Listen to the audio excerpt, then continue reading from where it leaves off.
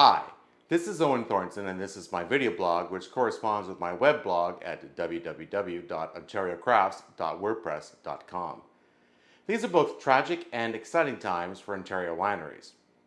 Tragic because we have in the province of Ontario, in our retail stores, pulled California wines and wines from the United States off of our shelves. This is tragic because we've lost a brother, we're defending our national sovereignty, we're defending our province, and we're defending our jobs. And that's very sad.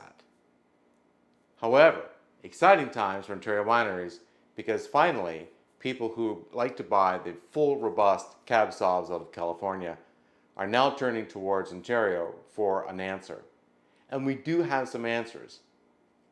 I'm going to talk about 4 varietals in this video and why each one is an excellent replacement for California wines.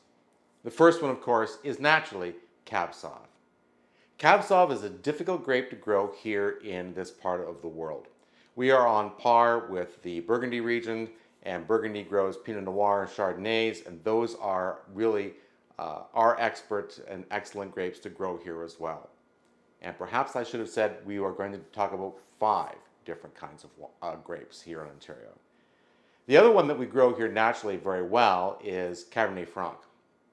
Cabernet Franc in Europe is often used as a wine that's blended, but here grows so well and tastes so great, you will see Cab Francs on their own. Cabernet Sauvignon is a vine or is a grape that is delicate for us to grow, and here's the reason why. It is a moderate to warm grape that likes to grow here. We are a cool climate.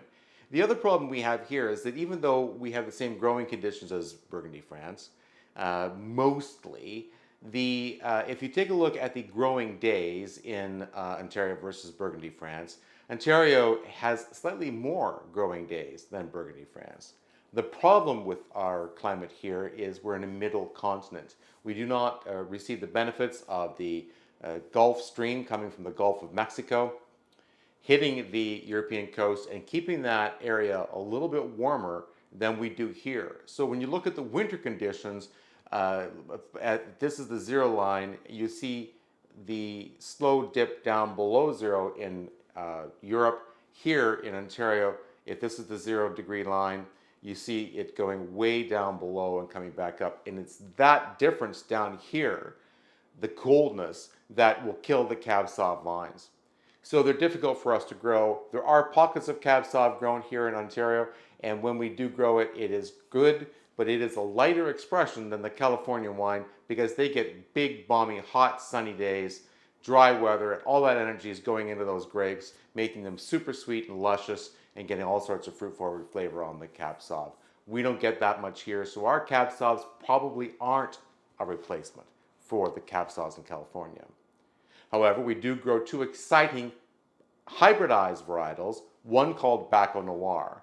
Baco Noir is a hybridized grape that has full, robust, fruit-forward flavors, light tannins on the finish, similar to a Cab Sauv, and that fruit-forward nature is also similar. But the fruit-forward nature of the type of things is going to be a little bit different.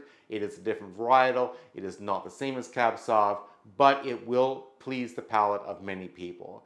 Baco Noirs grow great across the entire province. They survive the winter kill that the Cab Sauv may not, and you will find some great Baco Noirs across the province. Another exciting varietal, which is a hybridized one, is a Marquette. Marquette's, again, a little bit different, and you will find Marquettes across the province as well. And again, it grows well because it has that fruit-forward nature, it has that light tannin on the finish, but it also survives the winter kill. So Baco Noirs, Henry of Pelham does a great Baco Noir. Marquette's coming out of Coffin Ridge, Dark Horse out of Grand Bend, excellent wines coming out of Cooper's Hawk in the Erie North Shore region. So there are lots of great places and lots of great dark, full-flavored wines that you can buy here in Ontario. The last one I want to talk about, we've talked about Cab Franc. We should talk about Cab Franc a little bit. As I said, our Cab Francs here are full, robust, and full in flavor. They're a little bit more tannic than the Cab Sauv, so you may not like that mouth-drying taste on the finish of your sip of wine. But again, the Cab Franc is going to have dark berry, dark fruit, dark plum, those kinds of notes on the front, and that fruit-forward nature of the Cab Sauv. Remember, Cab Franc is one of the two parents of Cabernet Sauvignon, so there are elements that are going to be similar. And lastly, we grow terrific Pinot Noirs here, and they are worldwide competitors of Pinot Noirs anywhere. So if you wanted to do some fancy replacements, similar in style and type, fruit-forward nature, you're looking for Baco Noirs in Ontario, you're looking for Marquettes. We do Cab Sauvs, but they're not going to be as full-flavored as the California ones because of the cooler climate here. Pinot Noirs are going to be sensational, and Cab Franc, a little bit different and a little bit more tannic, is another great varietal that you can try. So there you go. There are some exciting things that you can try in the province of Ontario while we go through this terrible trade war. And let's hope that the trade war ends soon and our friendship is reestablished.